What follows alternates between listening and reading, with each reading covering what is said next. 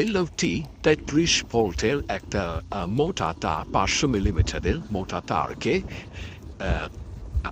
তারের জ্যাকেট তারের যে আবরণটা থাকে তারের জ্যাকেট যেটাকে বলা হয় সেটাকে খুলে ফেলতেছে একটা ডিভাইসের মাধ্যমে। ডিভাইসটা কত সুন্দর এবং কত ইজিলি কাজটা করতে পারতেছে। শুধু রাউন্ড ব্রাউন ঘুরাইতেছে, ঘুরানোর ফলে তারের উপরে যে জ্যাকেটটা আছে এই জ্যাকেটটা সুন্দর মতো কেটে যাচ্ছে, যার ফলে পরবর্তীতে এই লোকটি জাস্ট জ্যাকেটটাকে ধরে আস্তে আস্তে করে টান দিছে এবং জ্যাকেটটা খুলে গেছে।